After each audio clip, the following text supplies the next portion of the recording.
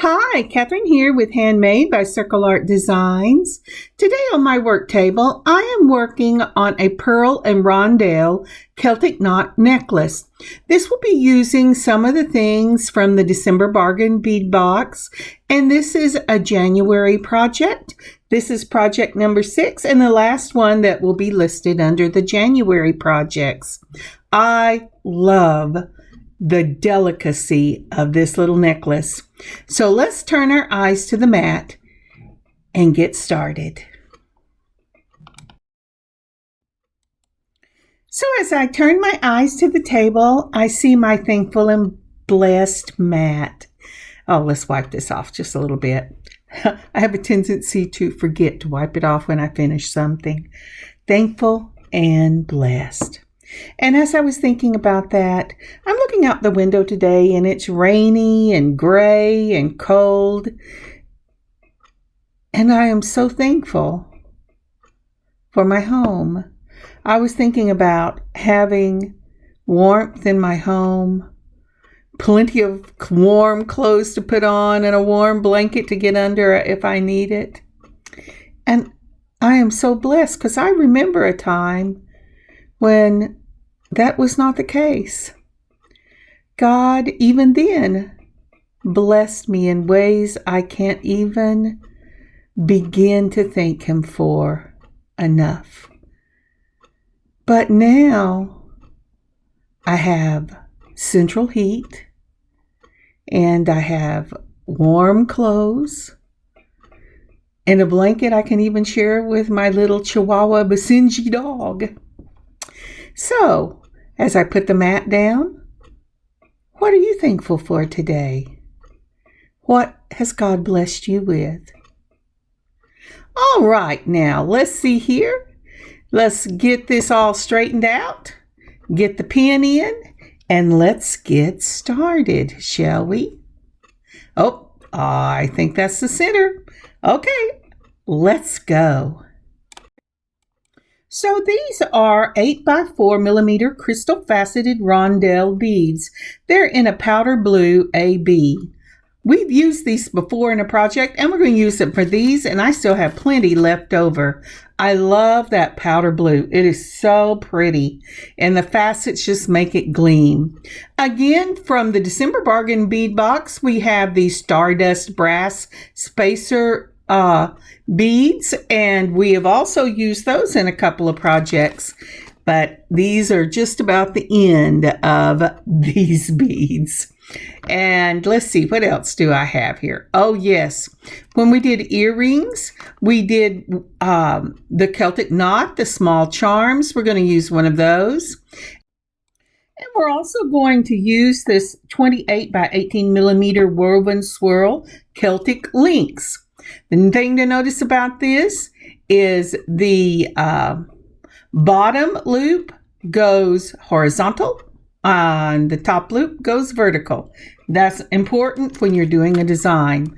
Also from the December Bargain Bead Box, we're going to use this beautiful chain.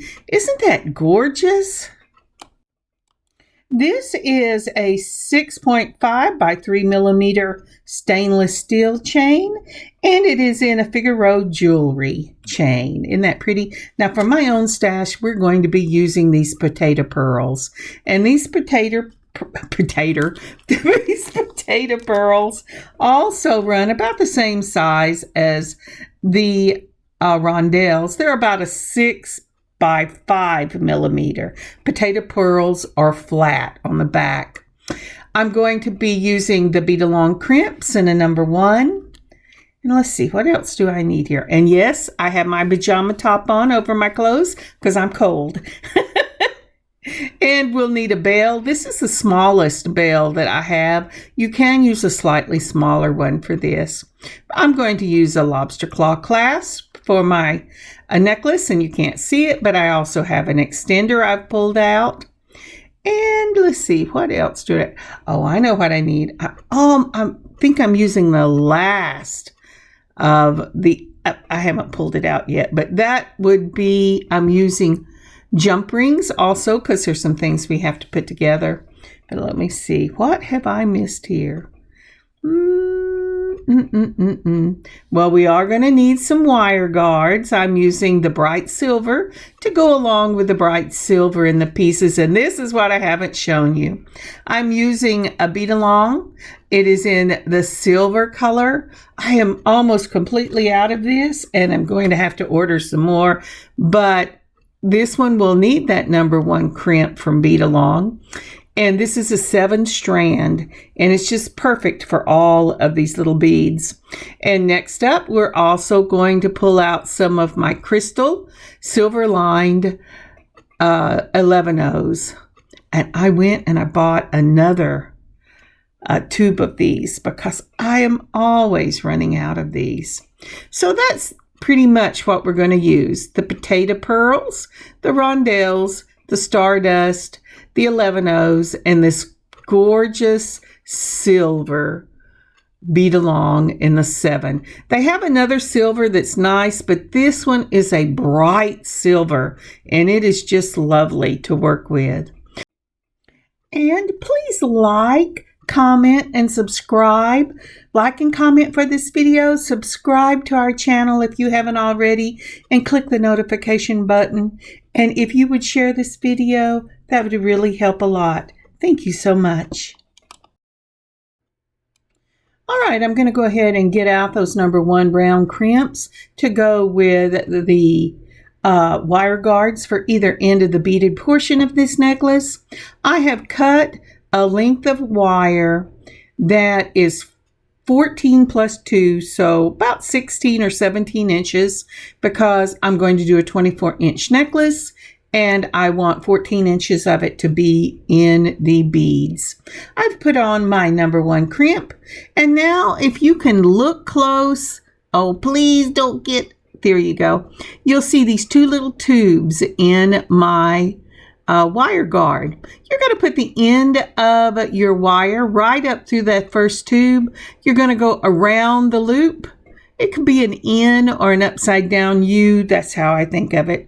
Put it in the tubing on the other side, and then you're going to hold your ends parallel so they don't cross, and very carefully move that little bitty number 1 crimp all the way up to the top of your wire guard, just like that. You want it to fit snugly. Oh, see, I let go of it and they immediately crossed. Sometimes I do that. I forget trying to get the top fixed. But go ahead and take it off. Straighten it out again so that they're not crossed. When you crimp this, you must have a wire in both sides, because when you crimp it, it's going to make a little M for the first step. These are my crimpers. We're going to use the very back circle, and we're going to crimp that bead right up against the wire guard. I'm making sure it's in there. Mash the handles together, and when it crimps, you should have an M shape on one side, just like that, that you have a wire coming out of each of the little tubes it made. See there? That pretty little M? Now, once you've done that, do a half turn, put it in a half circle at the top. It's a smaller circle. Mash the handles together, and you have got a nice little crimp. Always give it a tug, holding on to your wire guard, but not the wire. Pull it, and that way, if it pulls out, you gotta start over. All right, and we are ready to start beading. So now that I've got about 16 inches of that silver beading wire cut out, let's go ahead and play with the beads a little bit and decide what we want to do. Now, I always start my bead necklaces with some type of stopper. It's just a habit I've always got into. So let's go ahead and put our stopper, and then a 11-O seed bead and 2 of the rondelles. Let's see there, just like that, an 11-O seed bead and the potato pearl. Now then, what I have done, I think I'm going to keep that. I think I really like that.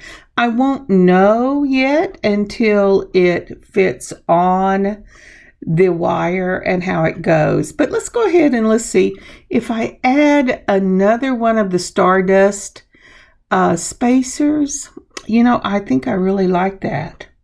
If we put a stardust spacer between each section of the beads, whether it's the rondelle or the potato pearl, then it will give it a finished look like you have different components you're using. So I think let's try that. Did I get my 11 on first? Yes. And then the stardust. And then another 11-0. Then the rondelle, if I can find the little hole. And then another 11-0. And the rondelle. Oh, there it is. Oh, you know, it gets colder in my house in the evening. My fingers are going, oh no, I don't want to work. I said, yes, I know, but we are going to, because I have the desire to do something pretty. Another 11-0 and that stardust.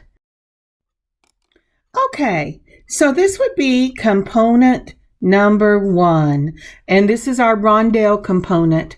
Isn't that pretty? Let me get you a picture. By the way, I'm trying to remember not to sniffle, because the colder my feet get, the more I have little sniffles in my nose, and I forget sometimes, so I apologize if I do it. Okay, here is component number 1, and this will be our rondelle component. It consists of the stardust spacer ball, then an 11-0 and that crystal silver lined, then that powder blue rondelle, another 11-0, the powder blue rondelle, an 11-0, and then the stardust spacer ball.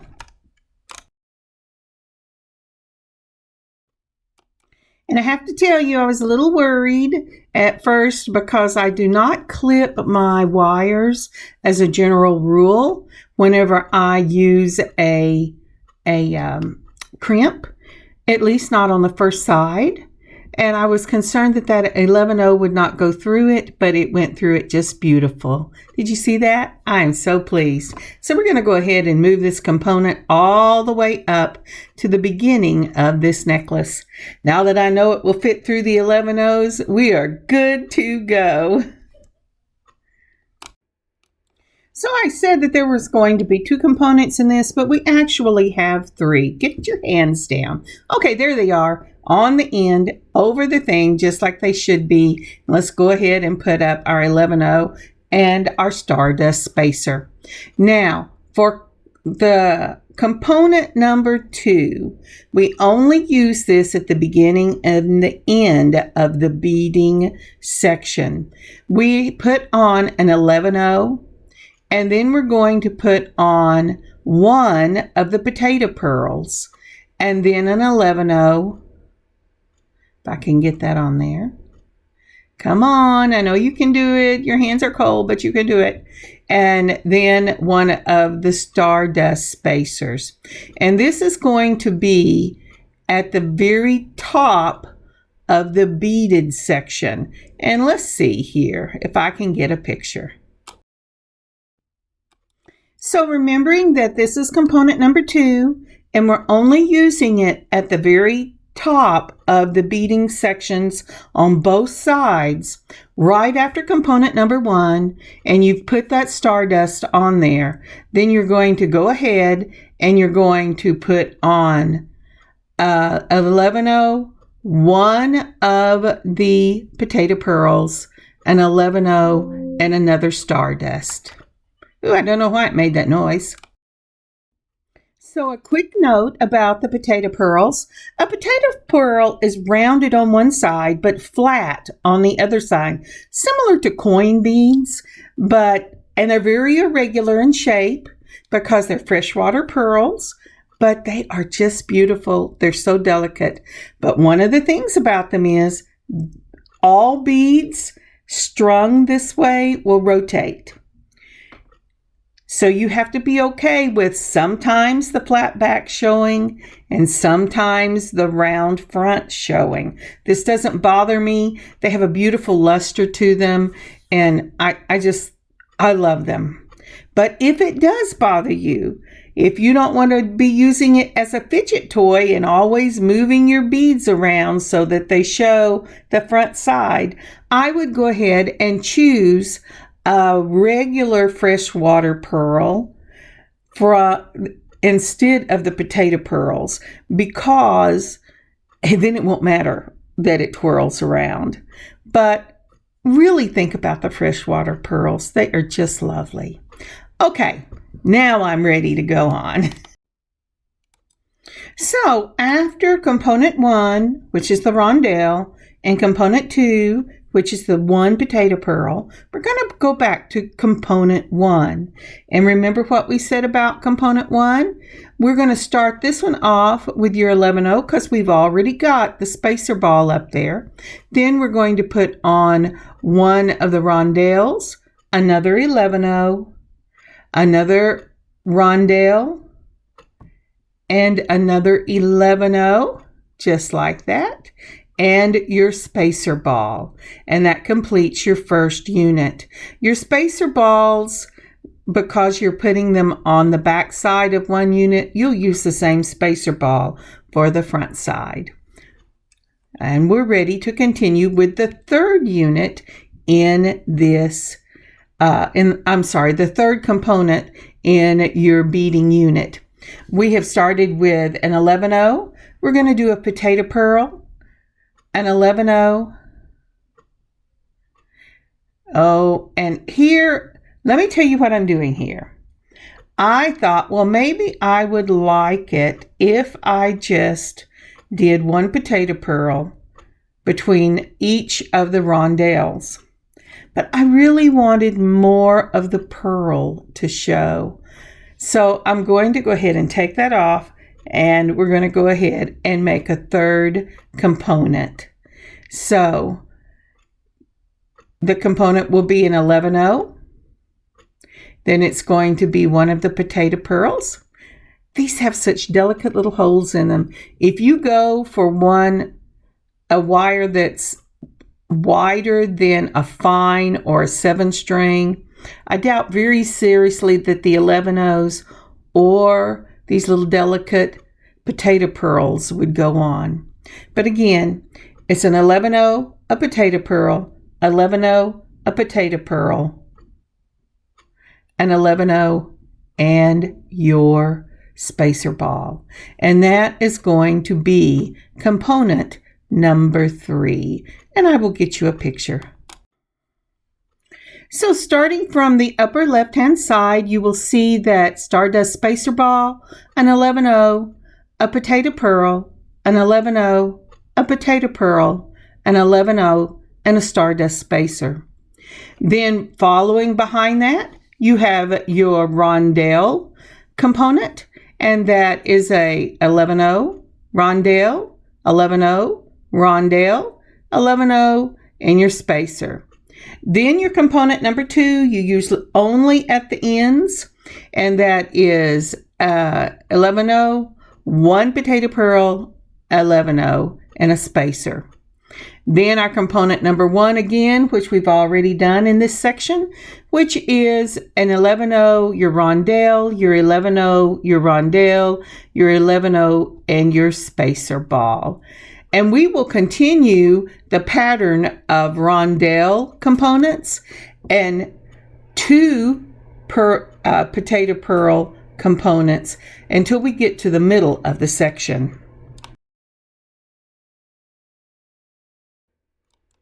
So let's go ahead, and what are we going to start with next? Our rondelle component, which consists of an 11-0, then your rondelle, if I can find the hole, and an 11-0, and the rondelle, an 11-0, and the spacer ball. And we're going to move this right on down.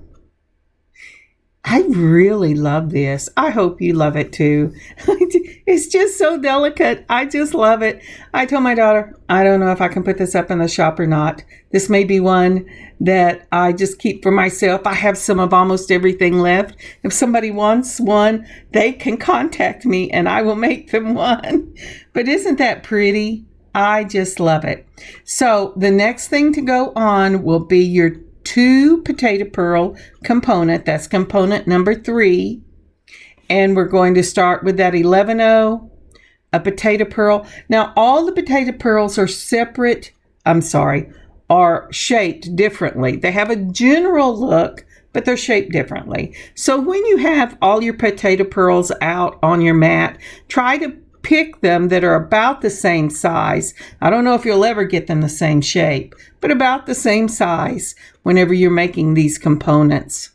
All right, so that was an 11-0, a potato pearl.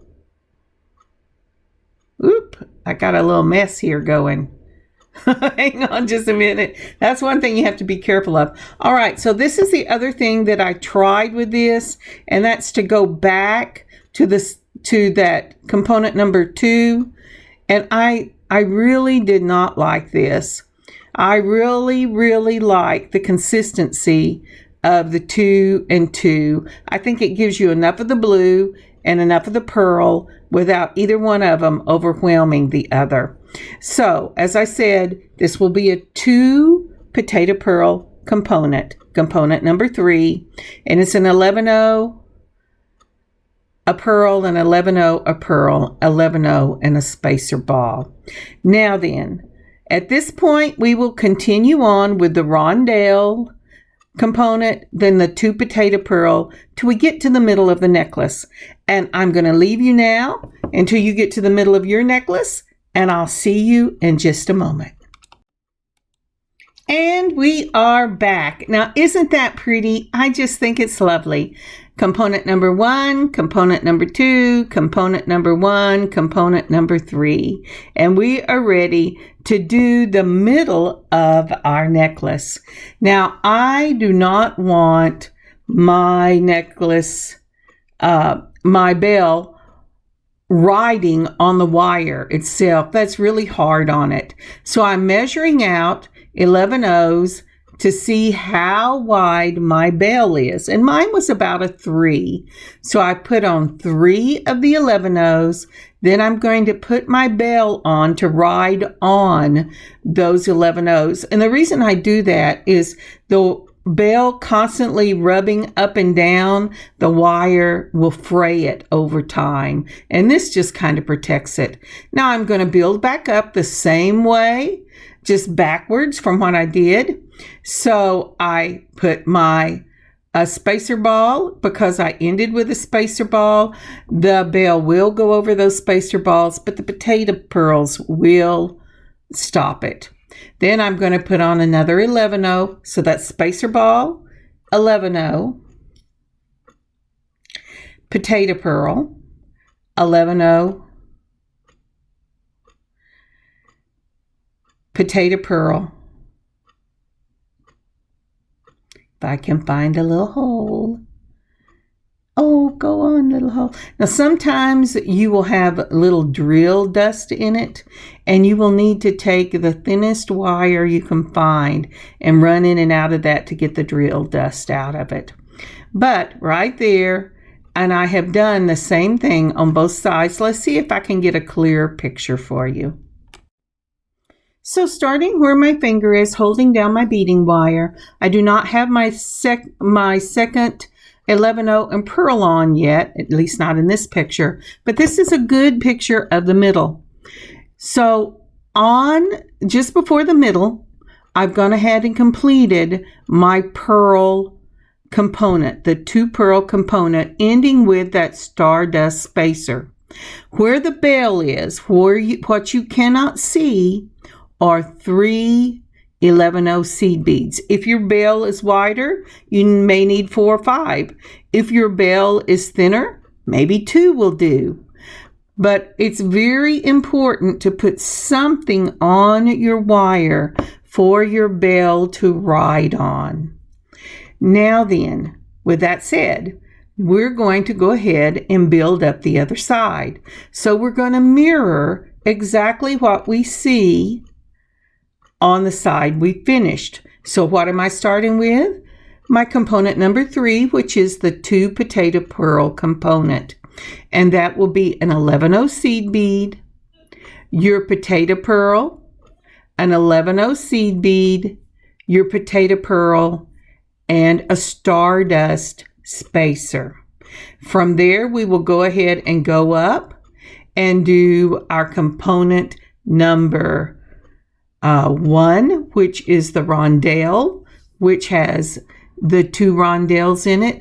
And we're going to continue this until we get to the top of the wire. Remember, you have added extra wire to finish this off, and that extra wire was about 1 inch to 1 1/4 inches, depending on how much you cut. So continue to measure between each side so that you have the same length on both sides.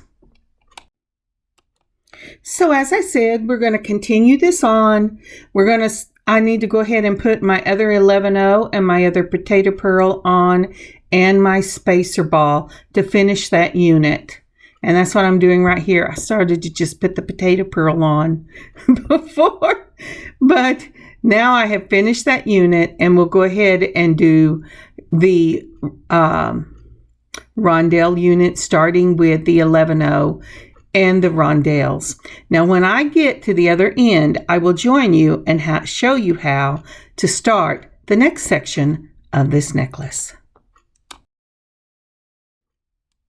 And we are back. Isn't that pretty? I just love this.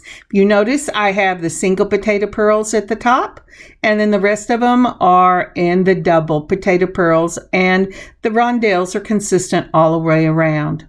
Now then, I am putting on a crimp, and can you see how little that crimp is? But remember, that's what the wire told us, because I'm using bead-along crimps and the bead-along wire. I'm going to go ahead and put this wire through the tube on one side. I'm going to go around that upside down U, and I'm going to go ahead and put it through on the other side, and then I'm going to begin to walk this wire down just like that. Now then, because of this being the second side, oh, look at that. I pulled it through too hard and I've made it curl around itself. Oh dear. Oh, well, you know what? You have to work with what you got. And that seems to be where I am. So now then, we're going to take the end of the wire and we're going to bring it through the crimp that's sitting right on top of that spacer ball. And then I am going to bring the wire through the 11-0 seed bead, just like that.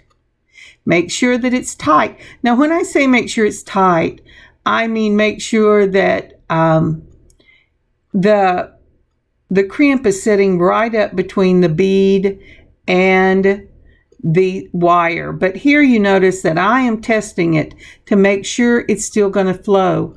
I have done pieces where I pulled it so tight that it didn't want to bend, and we don't want that. So if it doesn't want to bend, back off a little bit on your wire. Now, taking the crimpers, I'm going to put the flat side right up against my bead. I'm going to mash it down just like that. Make sure I have an M. Then I'm going to half turn, go to the front little half circle, mash it down again, close that M, and then pull really tight to make sure that I got a good crimp. Now for this side, I only went through the crimp and the 11-0, and the spacer ball, the crimp, and the 11-0, but you can go through as many beads as you would like. Sorry about that. But when you cut it, I was real fast on that, sorry. When you cut it, make sure you put the flat side of your flush cutters up against the bead that you're cutting against. That gives you a little space between the bead and the wire so you don't cut both of the wires. because there's no coming back from cutting both of them. You just have to start over. The blessing is it's just a little bit of wire. You can start over. All right, so what I'm doing here is I'm cleaning off my space because now we're going to go work with this stainless steel chain that was in the December Bargain Bead Box. Now, one of the things I always check with my chain is if it will open. Sometimes you get chains that have been soldered closed, but this one will open just like a jump ring. I have measured. I have a little over 14 inches in the beaded section of this necklace. And so I am going to go ahead and use the full 10 inches that I need to make a 24. That means with the extender and the clasp, it's going to be a little more than 24, but I'm okay with that. I'd rather have a little more than not enough. So I am opening the very end of the link. Oop, it slipped, but it will open. Sorry about that. Let's try it again. And once you get it opened, then I'm going to go ahead and take this and measure it one more time to make sure I have enough. And then I'm going to fold it over and I'm going to find out where the middle of this chain is. I have found that with chain, if you get your two links together, you run your fingers down, there will always be one in the middle that pokes itself out, just like that. And that's the one I am going to take my two chain nose pliers, and they have to have grips on them. That usually I tell you use smooth, but you have to have grips for this. I'm looking for the side that looks like it's going to open, being very careful not to drop that one. And then I'm going to go ahead and with a twist of the wrist between two of your chain nose pliers or a chain and a curve, I actually tried at first to do this because I don't know what I was thinking. There is no grip, but it did work. I went, wow, I am so blessed. Thank you, Father. But yes, it did come open. And so now I have two pieces of 5-inch chain. This will be the chain that goes around the back of the neck. I almost never do a complete round of beads on things that I make because I hate the pressure of the beads at the back of my neck. I have a issue with my vertebrae right there at the neck, an old injury from actually when I was 12 years old and fell on a balance beam. But so I don't like pressure on the back of my neck, but there you have it. Now, the other thing that I was doing there is because of the type of chain this is, I want to make sure that I lay it flat and I've rubbed my finger up and down it so that it's not twisted, because these links want to lay flat. And if you put it on twisted somewhere, one end of your necklace will be twisted away from the other end of your necklace. So when if you're using this type of necklace, whether you bought a chain, whether you bought it at your favorite hobby shop or whether you got it online or with the bargain bead box, make sure you lay it flat and that none of it is twisted. So for myself, I have these teeny tiny little oval jump rings. I'm opening up one of them. They're like a 3x4. They're really small. In fact, they're not any bigger than the link itself, but they're easier to open. I won't lie. So I'm going to use the teeny tiny little jump rings. The other thing with these is because they're on the side where they open, they're less likely to pull themselves apart. So I've put on the beaded section. Then I picked up the chain holding it so that I knew what side was up. I don't just pick it and move it around because then you have to start all over. Then I put it on and I'm closing that oval jump ring, making sure by touching it, it's really closed. Now then, I'm going to go ahead. I'm straightening it out, making sure I'm doing good. I'm going to open another jump ring. And jump ring, you're going to take about two chain nose pliers. I don't know if I told you that. I was watching the chain. 2 chain nose pliers and twist one side. I love doing pottery. I love pouring it. I love painting it. I love all of it. And what I've learned with pottery is that when you warp it, even if you get it straight, at some point in the keel, it's going to remember and it's going to go to where you warped it because it's a stress point. Jump rings are the same way. If you stress it, at some point, it's going to remember. So please only turn one side of your jump ring. Always feel the top of the jump ring to make sure it's closed. If it's rough, it's not closed. And nobody wants to lose a beautiful necklace like this.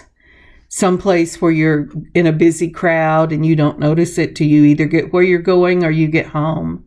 So please be very careful when you're doing your jump rings. All right, so this necklace is ready for our closing steps.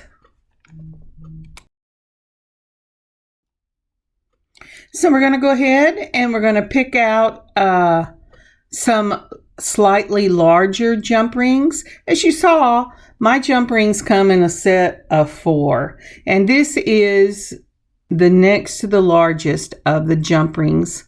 I would say probably about a 5 by 6 millimeter, but don't quote me on that. Just whatever looks good to you. You want to be able to have that jump ring big enough that you can put your lobster claw clasp in it. I've straightened up the chains to make sure that there's none twisted and they're all laying flat in the same direction. I'm going to take my 2 chain nose pliers. I'm going to open up one side with the twist of the wrist. I've already checked my lobster claw to make sure it opens and closes all right. I've changed my mind. I'm going to put on my chain first. You know, I'm really a stickler for that. I try to do it the same way every time. And so I'm putting the chain on first so that I know which direction my lobster, now I'm going to straighten that out again, which direction my lobster claw is going to lay, because you don't want your lobster claw to lay upside down on the back of your neck. So we're going to open that up. We're going to put on that chain. Now that I have gotten it straight again, if I can get it in that little hole. You can, Kathryn. Yay! And then I'm going to go ahead and put on my lobster claw, and with a twist of one wrist, I'm going to go ahead and close it. Just like that. Now there is a little clicking to get it in line because I don't know why you have to wiggle it, but I have to wiggle it. And so you've got your lobster claw clasp on. We're going to do it again. We're going to open it up and we're going to put an extender. The extender, whether I put it in the shop or not, I love having extenders on any necklace because it gives you a little bit of leeway on how long your necklace is. And depending on whether you're using a high neck, a round neck, a V neck, you might want your necklace to sit slightly different. And we're closing that up with a twist of the wrist.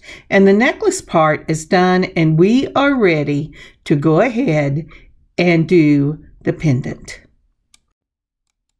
So for the pendant, we're going to put the circles that are at the top, the little round circles that face each other. So our bell and our pendant will be on the same plane. And then the jump ring that we're using, which is another oval, will be on a different plane. If you want it to lay flat when you're putting this on, the circle on the bell and the circle on your pendant have to be laying flat. Or maybe they could both be laying up. It doesn't matter which, but they have to be the same. Now that causes a little bit of trouble with the pretty little chain we want to put on the bottom. because the chain is, the charm has a flat circle. The pendant has one that's setting upright. So one is vertical and one is horizontal. What we're going to do is we're going to put 2 jump rings on. That will cause the plane to be the same. So the first thing I'm doing is I'm putting a jump ring on the charm. Now that makes my charm and my pendant in the same plane. I wish my hand would move. Back it up a little bit. I showed you what I was talking about. There you go. You can see it now. Now I'm going to put a second jump ring on, and that will be in a different plane. That way your charm will lay flat when you're wearing it. If you don't do 2 jump rings on here, I know this from experience, it will cause your charm to kind of tilt upward and it will not lie flat. So a single jump ring if you're using a pendant that has 1 bell sitting upright, 1 circle laying flat, 1 sitting upright, 1 sitting flat. You want to use 2 jump rings at the bottom, 1 jump ring at the top. Now I'm going to go ahead and I'm going to put on a little charm at the back because I like my necklaces to look as pretty when you're leaving. Not that I ever wear my hair up anymore. And sometimes my hair is short, but never short enough to see it. But I still like to know it's there. So I put on a little 24 gauge head pin and I'm going to do a turned loop. To do a turned loop, you want to make sure nothing is poking up above your straight nose pliers, and then you just turn the loop all the way down until you get to the very top of your bead. Once that is done, back it off just a little bit so the circle will sit right over the top of the bead, just like that. Isn't that pretty? Then we're going to take one of those little jump rings, we're going to open it up, and we're going to add this to the very back of the extender. I think they're lovely. I do this on bracelets that I'm selling, not so much bracelets that I'm keeping for myself, but I want people to be able to put their bracelet on easily, so I use an extender, and I also want them to be able to make it slightly bigger or slightly shorter depending on, what their preference is. I like mine to be loose. So let's go ahead and close that up, make sure it's on there, and this necklace is finished. All right, let's go ahead and put out my trusty little heart. All right, let's see if we can't get it in the picture frame. There you go. Move it down a little bit so you can see what's going on. And look at that beautiful, beautiful necklace. Isn't that pretty? I could see this with or without the pendant as a beautiful piece for a bride. The bride in white with something blue. That would be so pretty. Or even with the pendant, if you made it higher like a choker, that would be gorgeous too. I love this piece. Now, if the pendant is too long for you, you could take your wire cutters and clip off one of the dangles, or just add a much smaller dangle to it and use the single pendant. Or you could use the charm like we did in a necklace previously. It doesn't really matter, it's what you like. So let's go ahead and look at some pictures. And as we do, I would like to tell you, thank you so much for joining me today. You have brightened my day. This day has been cold and rainy all day, but this has been a joy to my heart. Thank you so much for joining me. Thank you for sticking to the end. Please give our shop a look at circleartdesigns.net. As I said, this is the last of the January projects, and next week we will start with the February. God bless you. God keep you safe. And may you have a wonderful beading adventure of your own. Kathryn, handmade by Circle Art Designs. Bye, y'all.